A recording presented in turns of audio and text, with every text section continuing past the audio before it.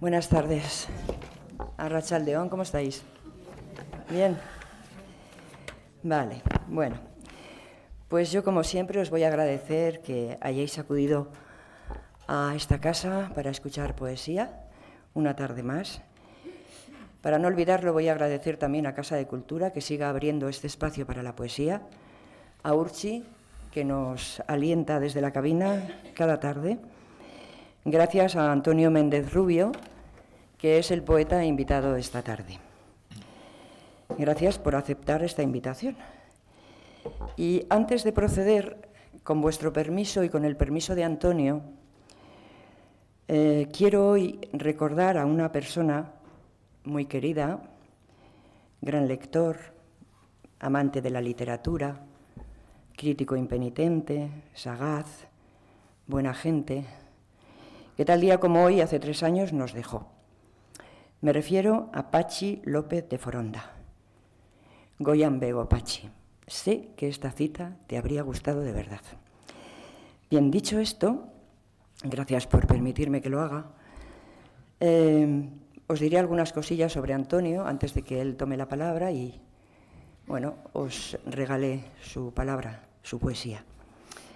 Antonio es extremeño de nacimiento, lo cual no sé si quiere decir mucho, pero bueno, es extremeño de nacimiento, pero viene desde Valencia, ciudad en la que ejerce como profesor titular de Teoría de la Comunicación y Comunicación Musical en la universidad. Hasta hoy mismo, Antonio y yo no habíamos coincidido nunca. Sin embargo, tenemos en común, y esto ha sido decisivo para que nos encontremos hoy aquí, tenemos en común la admiración que sentimos por Emily Dickinson y por Inger Christensen. Esa Emily Dickinson, recordar que dice no ser nadie y que nos cuestiona: ¿quién eres tú? ¿Eres nadie también? O esa Inger Christensen que dice, fijaos lo que dice: si estoy de pie, sola en la nieve, es lógico que yo sea un reloj. ¿Cómo iba si no la eternidad a encontrar su camino? Bien, pero aunque no nos conocíamos hasta hoy, Antonio y yo, sí que me había acercado al Antonio que puede intuirse en sus poemarios. Por ejemplo, en Por nada del mundo, Tanto es así, publicados en Vaso Roto, o en Clic, seguido de Excepto, publicado por Olifante en 2024 y que es su último poemario publicado. Además de poesía, Antonio es ensayista. Voy a destacar algunos títulos de todos los que tiene. Teoría de los umbrales, lectura de poesía, La escucha actual o Fascismos de baja intensidad. Y atrás, Librería Negón ha traído además este libro pequeñito pero grande en lo que aborda, que es Abierto por obras. Seguro que os suena, ¿no?, el título. Es muy vitoriano. Bien, dicho esto, y sirviéndome de las propias palabras de Antonio, rescatadas aquí y allá, os voy a contar una serie de cosas. Por ejemplo, que a los 15 o 16 años, Antonio ya jugaba con los sonidos, con los sentidos, con las palabras. Que con el tiempo, leer y escribir se fueron convirtiendo en una pasión vital, en una necesidad respiratoria. Y que aunque pudo haberse inclinado por la música, no lo hizo por falta de recursos, se inclinó por la poesía, que solo demandaba, así lo dice él, un lápiz y un papel. Para Antonio Méndez Rubio la clave radica en el lenguaje, en sus tensiones y fisuras, en el trabajo técnico. De hecho, dice que estudió filología para comprender cómo era ese terreno de juego en el que se encontraba. A los 21 años publicó su primer poemario, Llegada a Dublín, y terminó cayendo en la poesía. Una poesía que, según sus palabras, tiene que ser crítica porque se hace cargo de la crisis personal y social. Y para ello, el lenguaje ha de estar también en crisis. Pero bueno, de todas estas cosas podremos hablar un poquito más tarde, cuando abramos un turno de intervenciones vuestras para poder dialogar con él. El mes pasado os decía que nuestro invitado, José Luis Puerto, no era un poeta al uso. Pues bien, este mes os digo exactamente lo mismo. Antonio Méndez Rubio, aunque desde un enfoque distinto al de José Luis, desde un lugar diferente, tampoco es un poeta al uso, lo vais a advertir enseguida. La poesía tiene estas cosas, que hay que estar abiertos a la escucha de todas las aproximaciones a la palabra, al lenguaje. Y hoy tendremos una diferente. Mirad, la poeta Laura Giordani dijo un día o definió la poesía de Antonio como palabra a la intemperie y más tarde la definió como palabra en la indigencia. Por su parte, Pilar Fraile dice, a propósito del último libro de Antonio, de Clic, seguido de Excepto, que es este, dice, Antonio lleva 3 décadas profundizando en una poética de exploración de lo indecible, un compromiso radical por esclarecer aquello que ocultan los lenguajes oficiales. Y es que yo creo que hay que escuchar a los poetas. Igual no tanto a los poetas como aquello que escriben los poetas, pero bueno, ya lo decía Joseph Brodsky, dice, si no se lee y no se escucha a los poetas, una sociedad se condena a formas de expresión inferiores. Yo creo que él hablaba de los políticos también, yo me he saltado esa parte, pero bueno. En fin, creo que la propuesta que nos hace Antonio es una propuesta muy interesante, pero sí que os digo que hay que ser abierto de mente para entrar en esta poesía que él nos va a ofrecer. Bueno, pues bienvenido, Antonio. Muchísimas gracias por haber aceptado esta invitación. Para mí es muy importante, porque yo escribo, ya lo sabéis, pero siempre estoy buscando aquellas voces que pueden aportarme algo. Y desde luego la voz de Antonio, os lo aseguro, si sabemos escuchar y tenemos esa necesidad de escucha, nos va a aportar bastante, nos va a aportar mucho. Yo le voy a dar la palabra, porque es él que tiene que hablar, pero lo voy a hacer con una pregunta, Antonio. Me gustaría, si puedes, que seguro que sí, que nos dijeras cómo se manifiesta la indigencia y la intemperie de la que hablaba Laura Giordani, cómo se manifiestan la indigencia y la intemperie en tu poesía. Bueno, pues buenas tardes. A ver, lo primero, muchísimas gracias por venir. Esto pues tiene su mérito, ¿no? Está claro. Y gracias a la Casa de la Cultura por este espacio tan alucinante, la verdad. Y se comprenderá que dé todas las gracias del mundo a Ángela Serna por contar conmigo. Es pues una mujer y una poeta que sigo lo mejor que puedo. Me parece entrañable su manera de estar. Y cuando la lees ves que todo viene de su manera de estar. Eso no es tan frecuente como debería. Entonces te agradezco muchísimo estar aquí. Para mí es una responsabilidad, ¿no? Porque te invita a alguien que ves así y dices,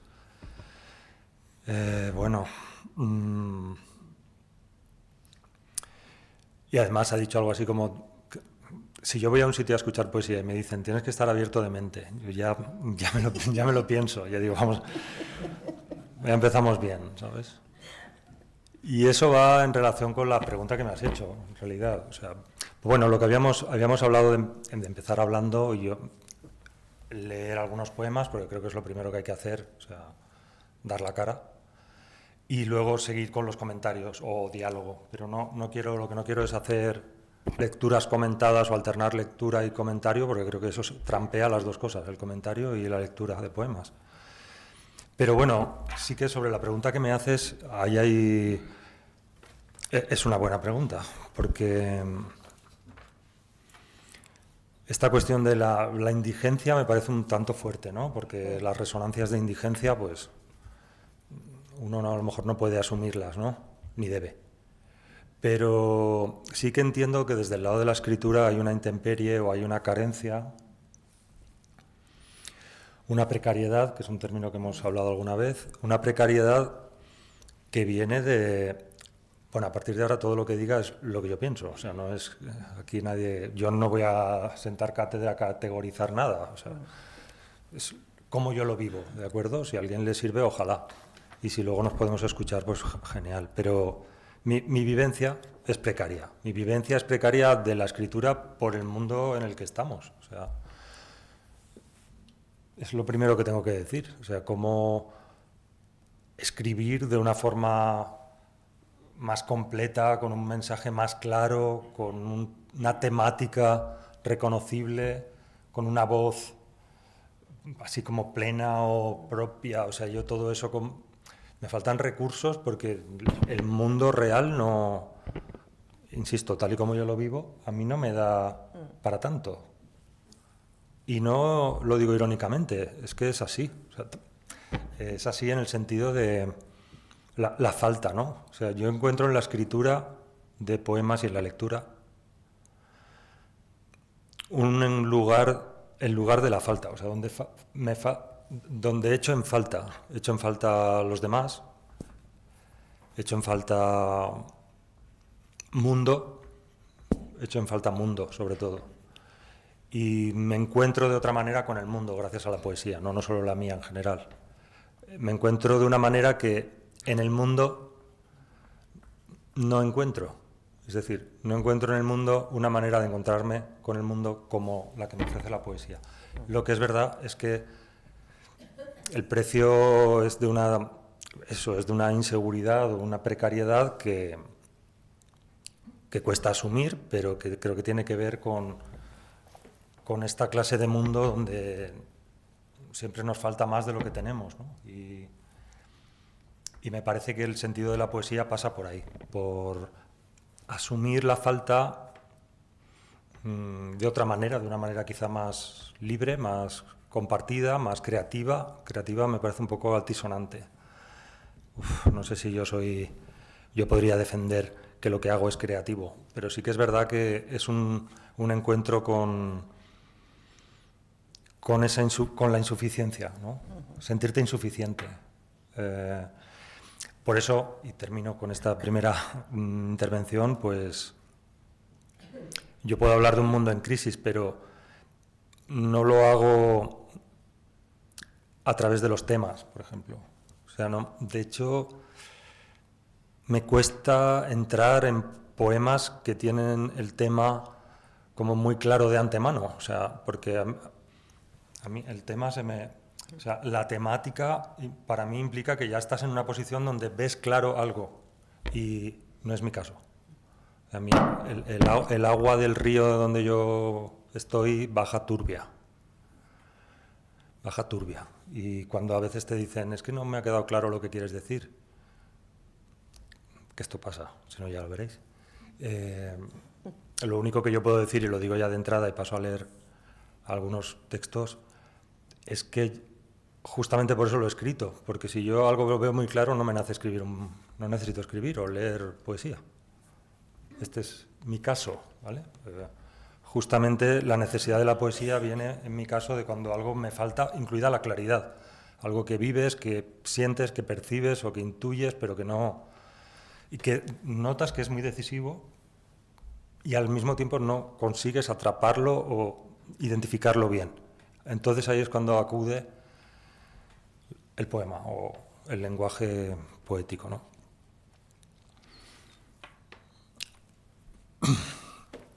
Entonces, bueno, voy a leer, como os he dicho, mis textos por lo general no llevan título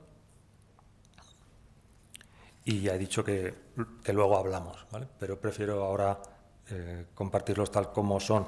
La lectura intento que sea lo más neutra posible, o sea, porque esa es otra. Creo que no. El caso de mi escritura no es una escritura para ser recitada o declamada, sino para leer más bien en silencio y en condiciones de cierta soledad. Y entonces, así es la cosa. Haré una pausa entre poemas y la verdad es que el primero se lo quiero dedicar a Ángela, por supuesto, que dice así. Cielo, no hay mucho y nos avisa con rabia. Árboles también pierden secretos dentro de un diccionario.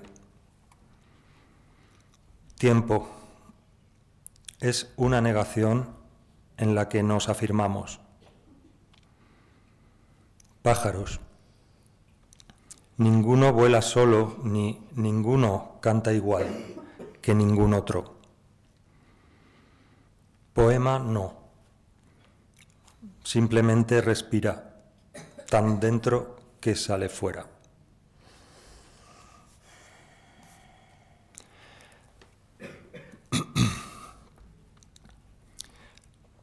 Después de ver lo libre que llega el miedo a hablar, por hablar, desaparece. Habla, como espiando la luz. Todo empieza por ti a pronunciarse sin remedio. En esta pura rabia también pernocta el hueco de las palabras que no se dijeron ni se dirán. Mira por donde la tierra prometida viene, a ser solamente un lugar para vivir en el cielo de la boca.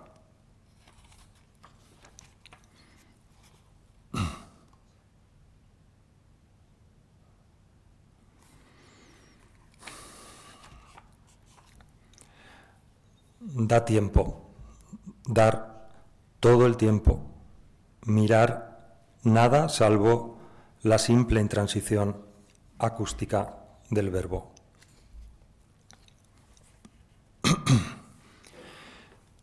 Lo único que quería de esa tierra era no tenerla en la boca, no conocerla, no perseguir a alguien sin nadie cerca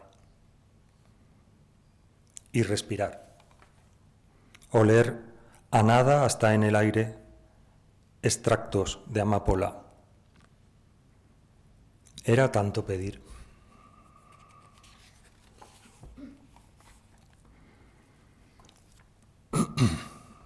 Una voz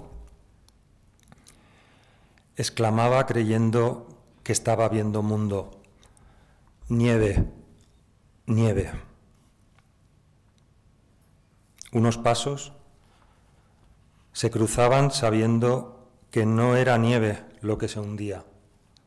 Al oír de fondo: no se puede, no se puede.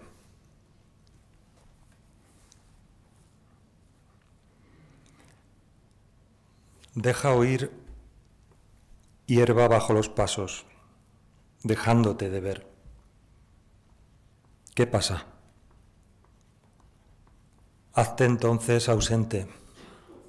Por unos días vuelve al error conmigo de ser una presa libre, de cruzar un lugar al sol.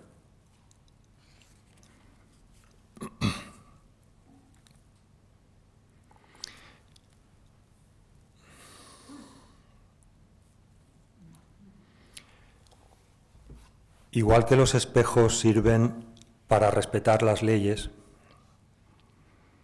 vueltos del revés ayudan de repente a que se nos comprenda. No que se nos acompañe a dormir, a atravesar largos puentes por encima de un vacío no sabido, a lo mejor necesario, a que se nos comprenda.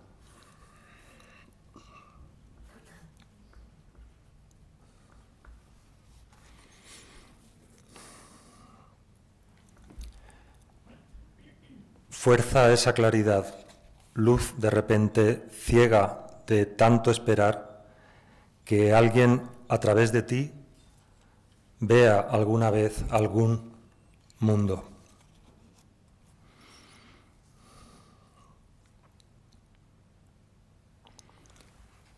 Tienes la voz grabada, sin aliento, como una rama rota. ¿Qué más quieres?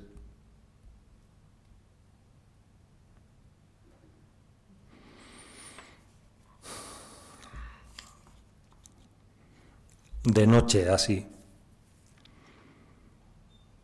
Ni tú entiendes tu propia letra.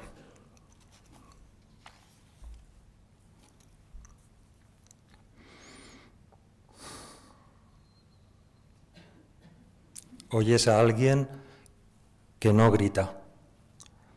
Las únicas hojas que caen, caen en vano.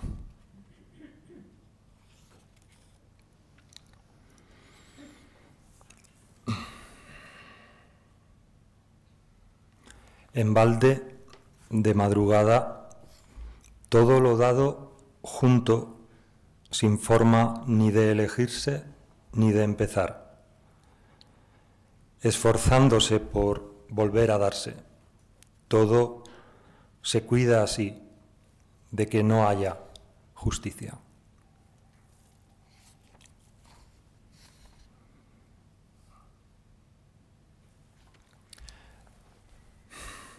Al otro lado de la puerta hablan bajo, lloran. Migajas en la mesa. Serénate. Esa puerta no se puede abrir.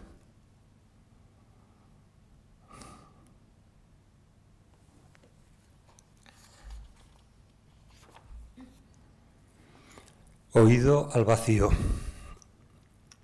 ¿Qué era un candil?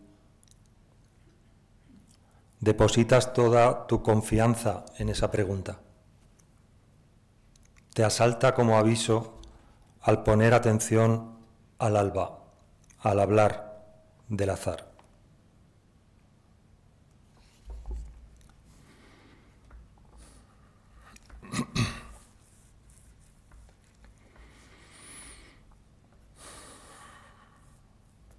En un altar, hazlo una vez. Amor. Temprano, cuando se despiertan los primeros pájaros, tú ve, tú pon en un altar, junto a una piedrecita desesperada, lo que piensas de mí.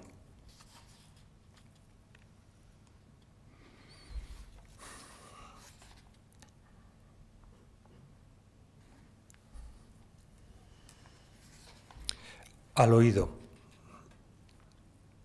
Vivimos sin casa, juntos.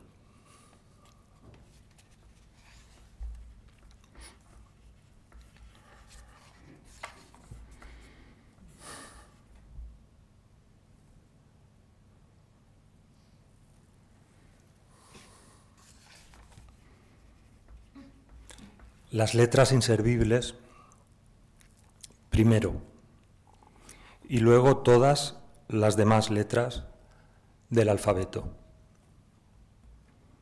Las vamos a escribir con más cuidado que nunca sobre la tierra, de nuevo.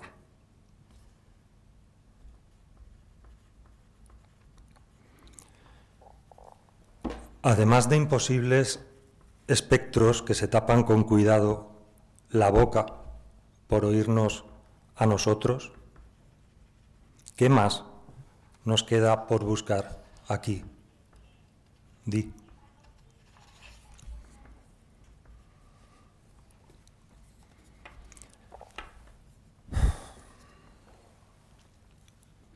Manada, más nada. ¿Qué más da? Tú da, con o sin luz, sin razón de tú, más que amor. Da la mano.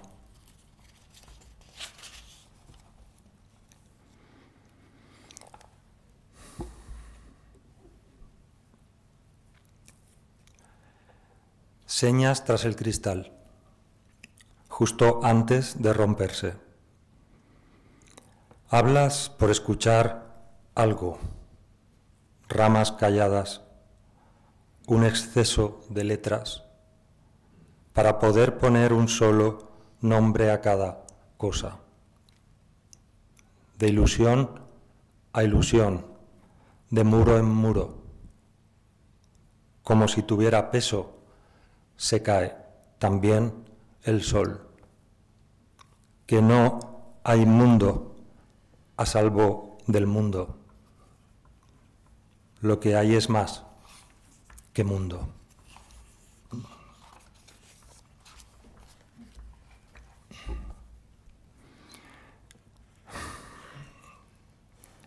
Se acerca una mujer de aspecto comprensible, tranquila. Me mira a la cara recreándose. De frente, muy lentamente, me pregunta: ¿a quién se lo puedo decir?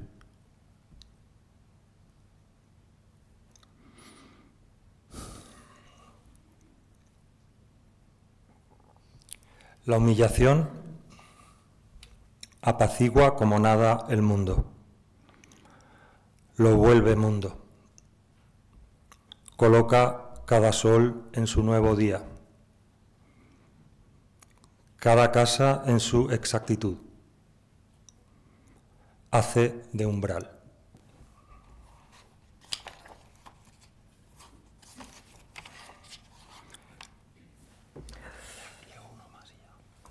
Bien, y terminaría con este último, que dice así. Abrigo, tantas veces poco para la nieve no caída. Defensa, nube simple cruzándose en algo de alma. Así que muchas gracias. Bueno, Hasta yo aquí pararía la lectura. Yo quiero decir una cosa. Creo que es la primera vez en 20 años que llevamos de Cita con la Poesía en la que hemos asistido a una lectura como la que acaba de hacer Antonio.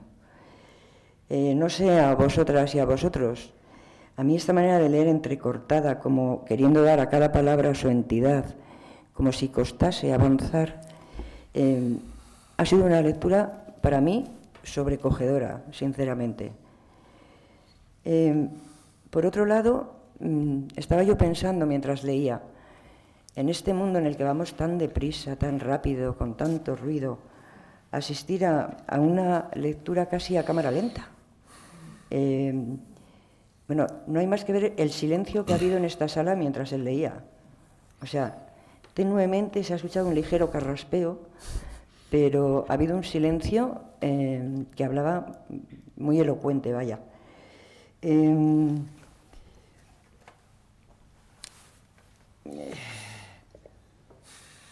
Yo he tenido la sensación de que en lo que él leía estaba sucediendo algo inabarcable en el sentido de que yo no lo podía abarcar, yo no lo puedo abarcar. Pero bueno, son sensaciones que yo he tenido y que tendré que convivir un ratito con ellas para saber a dónde me llevan. No sé si queréis intervenir en este sentido, es decir, cómo os ha llegado esta lectura, cómo os ha llegado la palabra, si habéis tenido alguna sensación similar a la mía, no sé. Sí. He tenido así como sensación de... Espera, hay un micro por ahí.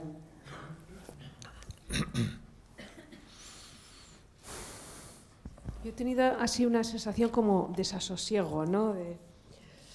Entonces, yo no lo sé, tú cuando escribes, no sé si tú lees tu poesía, cuando lees tu poesía tienes esa sensación y cuando la escribes desde el desasosiego o desde dónde la escribes, si es que sabes desde dónde la escribes, o si se puede saber desde dónde se escribe, claro, igual ni se puede saber desde dónde se escribe.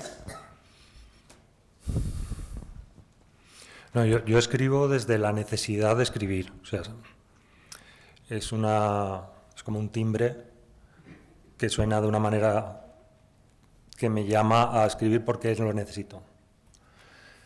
Pero dicho eso, o sea, te entiendo lo del desasosiego, porque a mí también me pasa.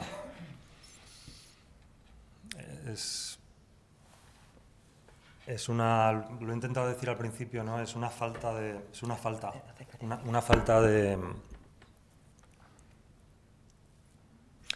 falta de paz, ¿por qué no decirlo? Lo que pasa es que no me conformo, yo no me rindo a la falta de paz, o sea, intento atravesar el desasosiego para buscar un lugar donde pueda respirar mejor. Es una cuestión respiratoria, o sea, yo con la poesía se habla mucho, sabéis, de la inspiración. No es mi caso, o sea, mi caso es la respiración. O sea, es respiratoria, pero literal. O sea, una manera de coger aire que me suele hacer, pues suena un poco exagerado, pero como estar muy inseguro en ese momento, muy en el aire, como se dice, ¿no? Te quedas en el aire. Esa expresión me vale ahora. Estás como desprotegido. O sea, ¿ahora qué? No hay techo, no hay protección, no hay escudo, no hay coraza. Entonces, ¿qué pasa? Y ahí empieza la escritura a decir sus cosas. Y también es verdad que, también lo he insinuado al principio, que ponerla en voz alta, ¿sabes? O sea, a mí me ayuda mucho compartirla y lo primero que he dicho, que os agradezco a muerte que estéis aquí, de verdad, porque además esto es muy solitario y entonces sentir que alguien hay ahí, piense lo que piense, ¿sabes? Le guste o no, eso ya es para mí secundario. Pero quiero decir que en el caso de mi manera de entender la poesía, leerla en voz alta, perdón, me parece un acto un tanto violento, ¿sabes? Es como que no... Es un espacio de sentido que necesita las pausas, necesita el silencio, pero claro, también necesita ser pronunciado. Es una tensión que también es inquietante, ¿sabes lo que quiero decir? O sea, la necesidad del silencio y la necesidad de hablar. Cuando hablabas tú, por cierto, de este tema, el silencio en la sala y todo eso. Silencio en la sala, madre mía, una frase. Si lo sé, no la digo, pero bueno, ¿qué te iba a decir? Ahí me estaba acordando de una frase del poeta José Ángel Valente, que creo que une lo que estabais diciendo. En un momento dado él dice, la voy a adaptar un poco, ¿no? Pero dice, no se puede escuchar un poema hasta que no escuchas el silencio que va antes del poema. Es que es brutal. No digo que sea mi caso, pero yo desearía, o sea, yo sí entendí esa frase como eso es lo que me pasa a mí, que el silencio está, no es que esté ni antes ni después, es que está en la palabra, hay silencio, y hay un silencio que para mí es una condición de escucha. No es ni negativo ni positivo, no es más ni menos, es que sin ese elemento de silencio, o sea, sin un mínimo de silencio no escuchamos, esto ya es muy elemental. Y en mi caso es muy radical, esa necesidad de que el silencio esté en lo que estoy diciendo, para que pueda ser escuchado y me ayude a mí a aprender a escuchar también. No solo lo mío, sino a los demás. Si es que además yo no sé si se ha podido percibir desde ahí, pero claro, yo estoy aquí al ladito. Y sí que es verdad que yo creo que es la primera vez que veo a alguien leer en la que hay una simbiosis perfecta entre lo que está diciendo, cómo lo está diciendo y cómo reacciona su cuerpo mientras lo dice. No sé si tú eres consciente de eso. Sí, y es desasosegante también. Pero ya lo he asumido, o sea, llega un momento en la vida, ¿no?, que tienes que asumir las cosas, dices, ya vale, ya. Sí, no, pero lo digo en el sentido de que... Sí. Yo lo creo así, quiero decir que la poesía, la escritura, la relación entre quien escribe y lo que escribe es algo físico, quiero decir, tú hablas de respiración, yo también, hasta el punto que la respiración puede modificar tu forma de transmitir y de escribir. Si tú tienes un problema a ese nivel, el nivel respiratorio, te puedes dar cuenta inmediatamente cómo tu forma de escribir y tu forma de decir cambian, y lo digo por experiencia. Pero en este caso es verdad que para mí es la primera vez que lo advierto tan cerca como físicamente hay una...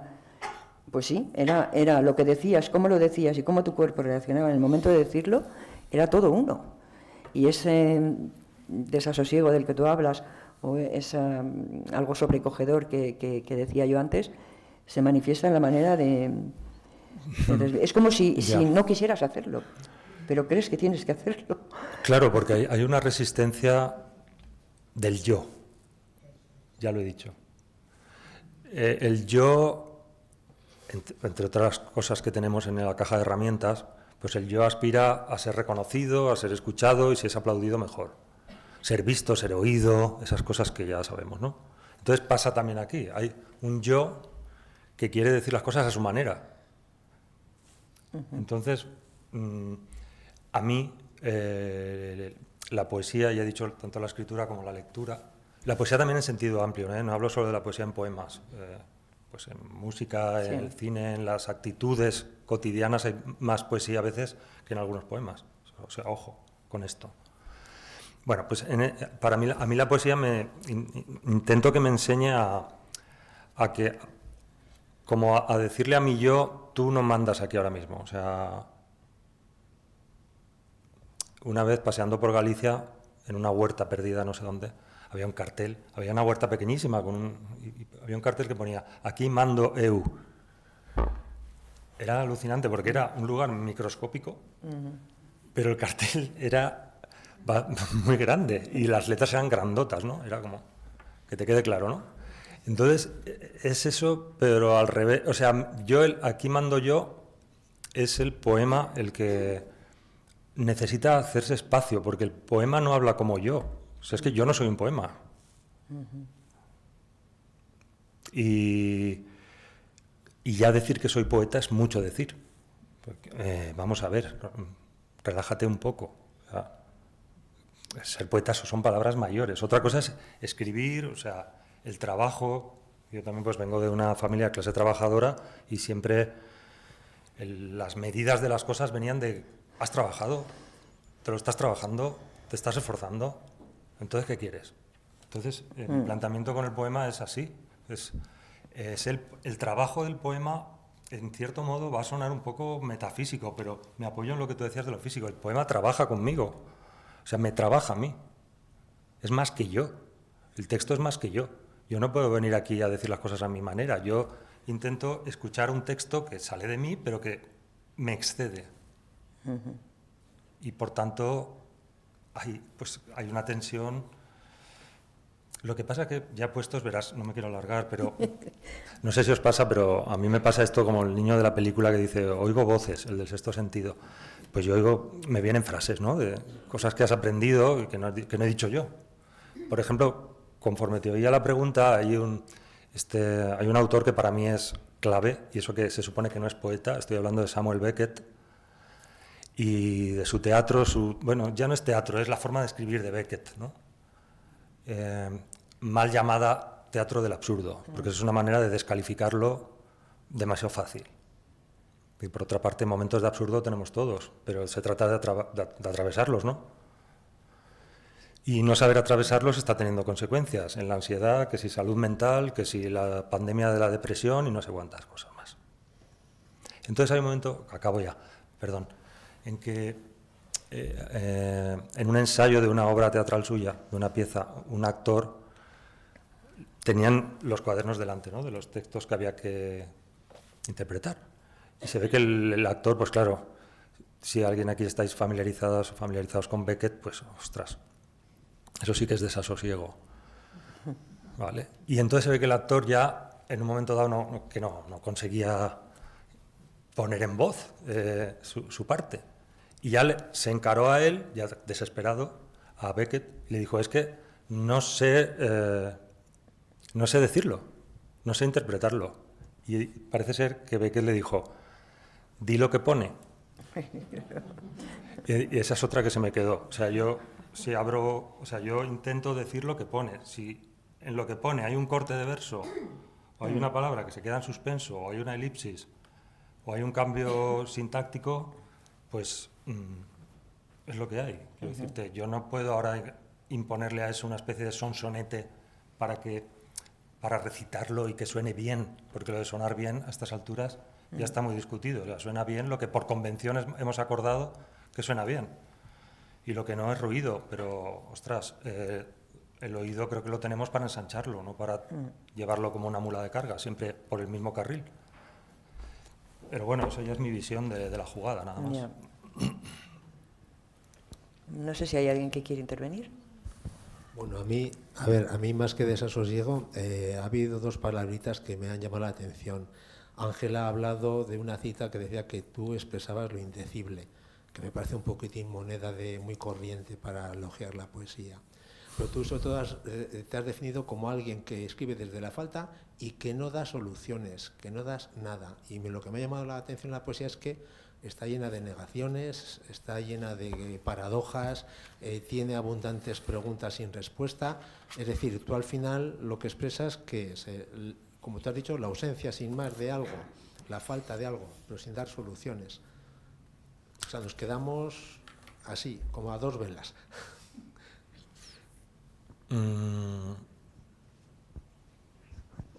Dar soluciones me parece lo peor. O sea, ya hay gente profesional que vive de dar soluciones a los demás. No es mi caso y afortunadamente aún tengo trabajo, no tengo que trabajar de eso. Por las soluciones digo tener una idea clara. Pues peor me lo pones. Porque lo intentaba decir antes, o sea, para mí la poesía acude cuando te falta todo lo demás. O sea, cuando estás desbordado y a lo mejor no entiendes, no sabes claramente qué te está pasando. Pues ejemplos tópicos, pero reales, basados en hechos reales, como se dice ahora, que te enamoras y dices, pero ¿qué me está pasando? O sea, además, ¿cómo puede ser? La muerte de alguien, de un ser querido. No quiero frivolizar, pero la entiendes. Una cosa es que sepas que es ley de vida, eso no es entender. Eso es una frase hecha para tapar el agujero que llevas dentro y que va a seguir ahí, con la frase por encima.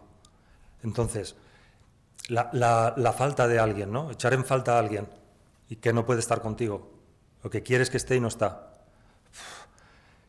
¿Qué solución tiene? Si no puede y tú quieres. ¿Me explico? Entonces, ahí, en esos momentos un poco críticos, que son de crisis en el sentido de que te abres que te abres.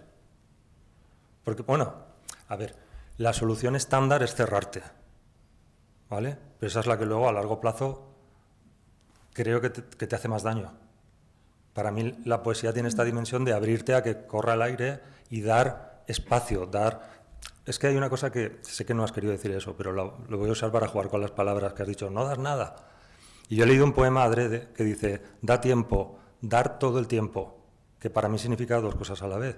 Dar todo el tiempo, o sea, tómate tu tiempo. Y estar dando todo el tiempo.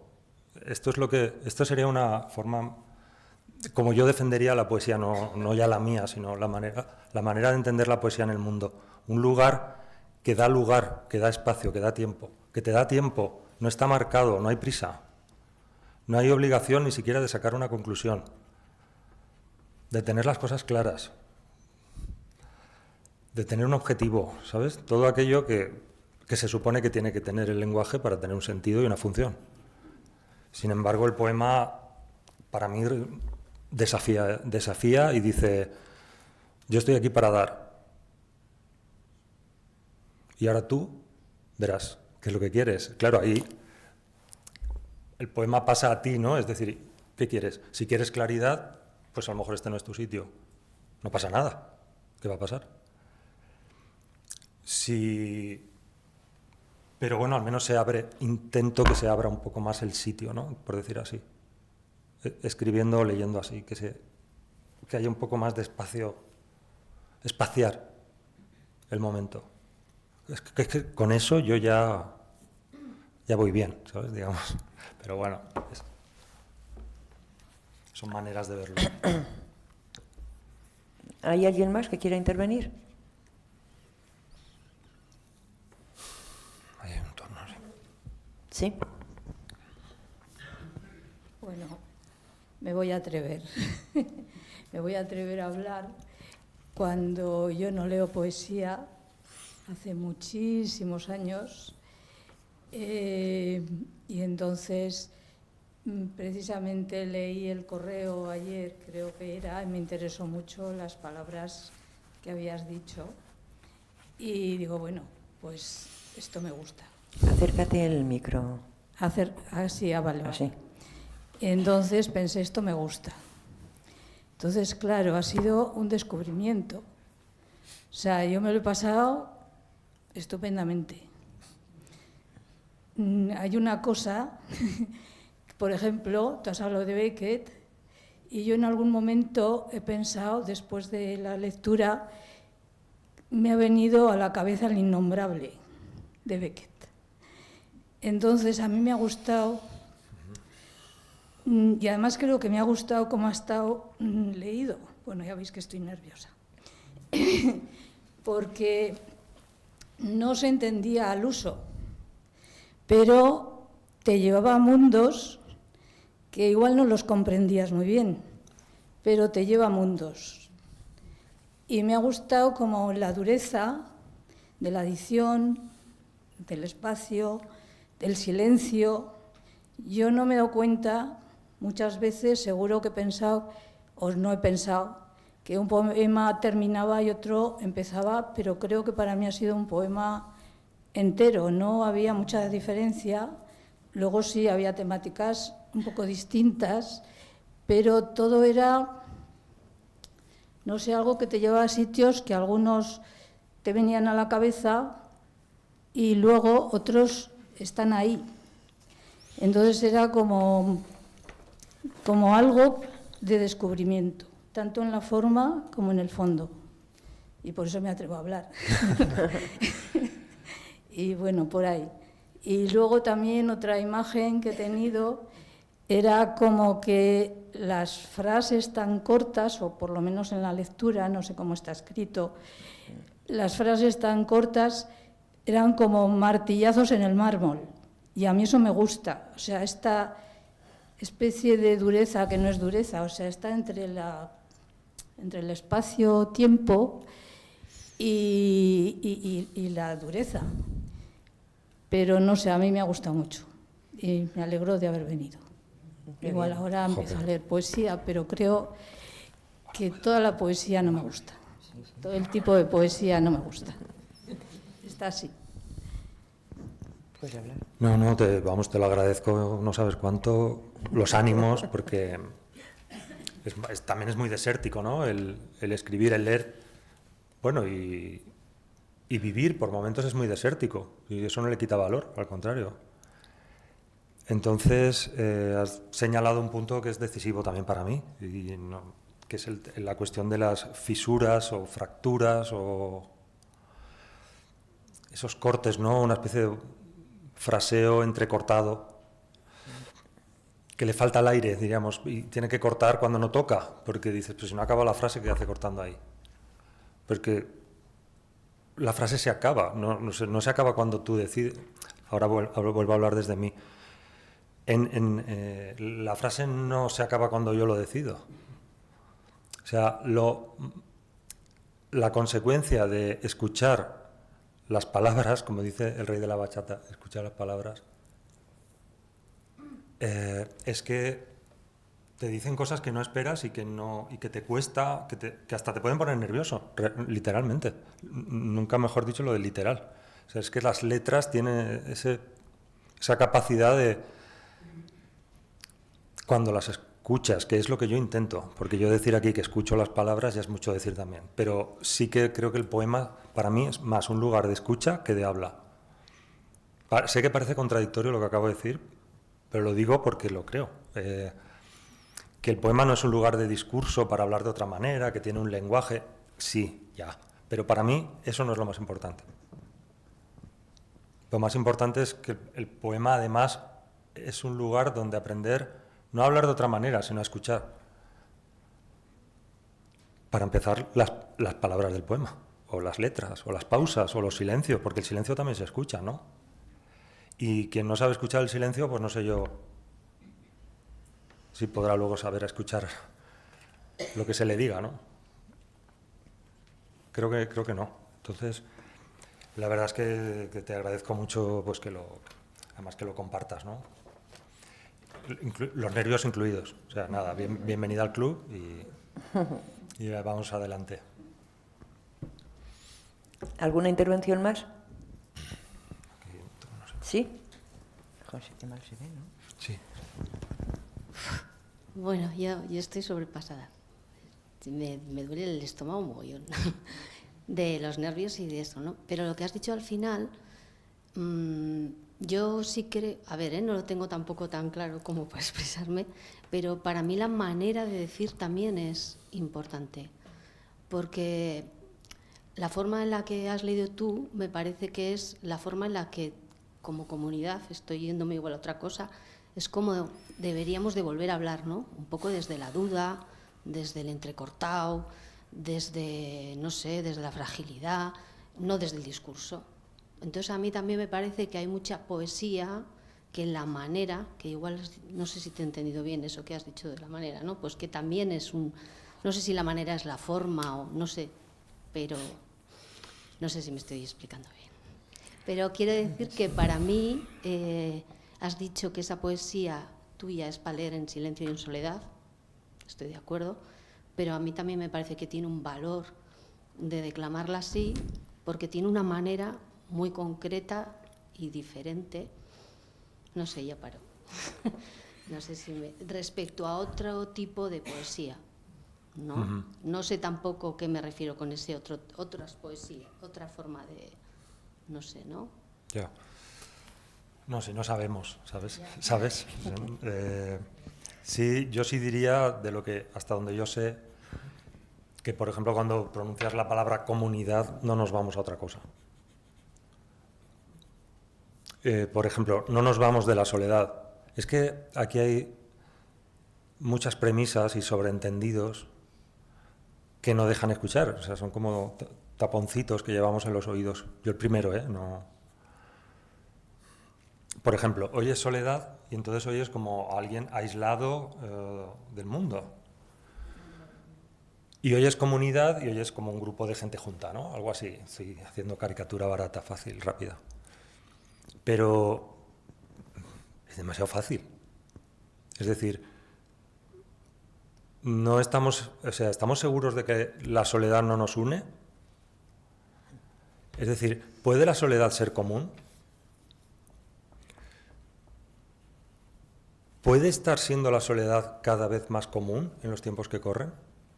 No solo común de frecuente, sino de el mismo lugar donde estamos. Sin saberlo, porque el presupuesto nos ha dicho que si estoy solo es que no hay nadie conmigo. Y a lo mejor quien está contigo es quien también lo está. Solo o sola. O sea, esto no sé, no quisiera parecer que lo estoy tratando como hablando por hablar. Yo he defendido la soledad porque estamos en tiempos de manada, que es otro término que he usado a conciencia en un texto. Seguir la corriente, ¿no? O que si el like, que si las tendencias. Y es lo que en antropología se llama el instinto de manada, ¿no? Y por cierto, en la psicología crítica eso está aplicado a lo que se llamó en el año 33 la psicología de masas del fascismo.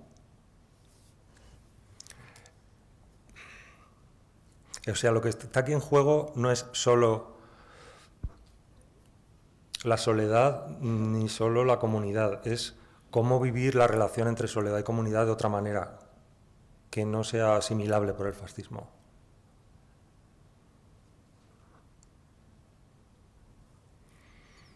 Y eso no se resuelve en un rato.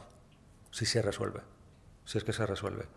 Pero me acuerdo, y ya termino también, hay un título entrañable de Antonio Machado. Es que Machado para mí es como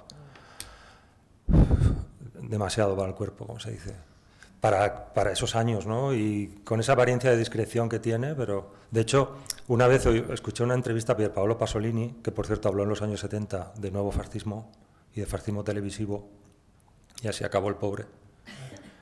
Y él dijo que uno de sus poetas de referencia era Machado, y dije, vale, pues ya lo puedo decir yo también, porque yo no me atrevía, era como Machado, ostras, ¿no? Hace 100 años. Bueno, hay un título de Machado que llevo siempre conmigo, que es Soledades, Galerías. Y luego dice, y otros poemas. Es que yo no digo que él pensara en eso, me da igual.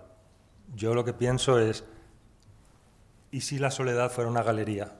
O sea, escucho ese título así. ¿Y si la soledad, en vez de un lugar aparte, fuera como un túnel o un pasadizo a través del cual, lo sepa yo o no, lo vea yo o no, hay alguien más ahí que está igual que yo?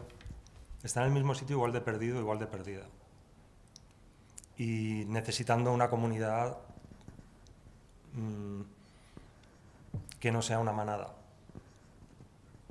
que sea un lugar libre, abierto, no cerrado o acorazado, que no sea una máquina de guerra. Bueno, etcétera, que yo también te he dicho, me callo, pues yo es que a veces que no me callo, pero también te agradezco mucho la intervención porque hace falta, ya que estamos con la falta, creo que hace falta insistir en sacar a la poesía de esta especie de limbo de lo que no tiene que ver con las cosas cotidianas, con el mundo social o con el mundo político, ¿por qué no decirlo? Pero ¿cómo no va a tener que ver? Yo necesitaría que eso me lo aclarara alguien, porque, o sea, ¿qué está fuera de eso? Por ejemplo, del mundo social o sociopolítico, ¿qué pasa? Que no te condiciona. O sea, ¿qué tipo de nave espacial te has comprado para que lo que escribes está al margen del espacio-tiempo, ¿sabes? Es atemporal, la eternidad, estas palabras que tú has citado escalofriantes, ¿no? Lo de Christensen. Sí. ¿Pero qué me estás contando? O sea, aterriza como puedas. O sea, y una vez aterrizado, pues ya. A lo mejor nos entendemos, a lo mejor no pasa nada, pero por lo menos aterrizas, que si no, esto es un sin vivir. Vale, ya me he quedado a gusto. Pues muchísimas gracias, Que de verdad. nada, lo siento si me he alargado, es que son tantas cosas que a uno se le va. Muchas gracias por haber hablado en voz alta, por habernos Pues regalado tus poemas y muchísimas gracias por la escucha tan atenta que ha habido, de verdad. Yo estoy encantada de la vida, incluso de la muerte. Bueno, muchísimas gracias otra vez y antes de que nos vayamos, bueno, recordaros como siempre que al fondo está Miriam de Librería Negón con algunos libros de Antonio, por si queréis que os los firme, y deciros que el mes que viene, el mes de marzo, el día 21 también, coincidiendo con el Día de la Poesía que dicen, pues vamos a tener una cita de lujo, porque tendremos a 3 mujeres poetas. Una viene de Cataluña, Neus Aguado, otra viene de Asturias, Isabel Marina, y tenemos una vasca, ¿cómo no? Tere Irastorza, que es una delicia escucharlas. Y nada, yo os invito a acudir el próximo mes a disfrutar de estas 3 poetas, con unas voces muy particulares también, y gracias otra vez. Bueno, muchas gracias. Hasta pronto.